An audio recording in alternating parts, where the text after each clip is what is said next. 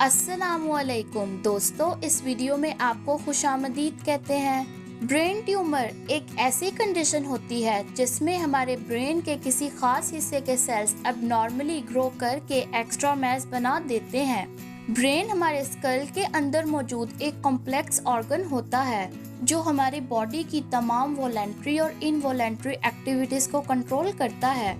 मगर बाज़ औक़ात ब्रेन के किसी खास हिस्से के सेल्स एबनॉर्मली ग्रो करके ब्रेन के अंदर एक एक्स्ट्रा मैस क्रिएट कर देते हैं जो अपने आसपास मौजूद टिश्यूज से टकरा के स्कल के अंदर प्रेशर क्रिएट कर देते हैं, जिसके नतीजे में पेशेंट में कुछ सिम्टम्स दिखाई देते हैं, जैसे कि सर में शदीद दर्द होना, वॉमिटिंग आना, आई साइट का वीक होना, चीज़ों का डबल नज़र आना, बोलने और सुनने में मसला होना, बॉडी बैलेंस का डिस्टर्ब होना, जिस्म का कोई एक हिस्सा सुन्न हो जाना या फिर मिर्गी यानी एपिलेप्सी के दौरे पड़ना वगैरह।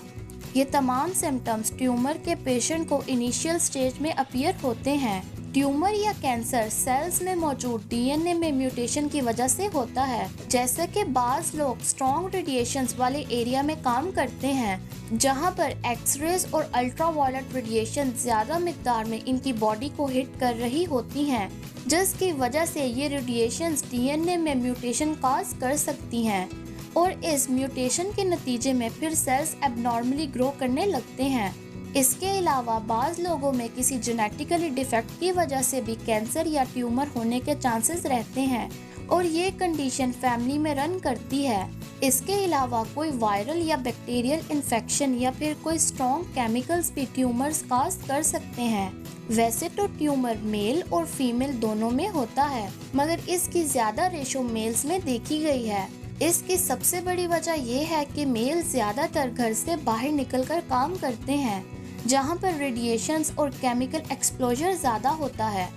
ब्रेन ट्यूमर को जल्द अज जल्द डायग्नोज करके ट्रीट करना चाहिए, क्योंकि अगर ऐसा ना किया जाए तो ब्रेन ट्यूमर की मौजूदगी की वजह से ब्रेन में बाकी सेल्स पर प्रेशर पड़ता रहता है, जिसकी वजह से बाकी सेल्स भी डेड होना शुरू हो जाते हैं और इस तरह पेशेंट की डेथ भी हो सकती है। ब्रेन ट्यूमर को ट्रीट करने के लिए सर्जिकल प्रोसीजर परफॉर्म किया जाता है जिसे क्रेनियोटमी कहा जाता है। क्रेनियोटमी में पेशेंट के सर की जिल्द को काट कर स्कल को ओपन किया जाता है और फिर सर्जिकल इंस्ट्रूमेंट की मदद से ट्यूमर को काट कर बाहर निकाल दिया जाता है। सर्जरी के बाद रेडियोथेरेपी और कीमोथेरेपी का भी इस्तेमाल किया जाता है, जिससे ट्यूमर्स के बाकी बचे कुछ सेल्स भी खत्म हो जाते हैं और दोबारा ट्यूमर होने के चांसेस भी कम हो जाते हैं। सो दोस्तों, अगर आपको हमारी वीडियो अच्छी लगी हो तो कमेंट्स में अपनी राय का इजहार लाजमी कीजिएगा। शुक्रिया।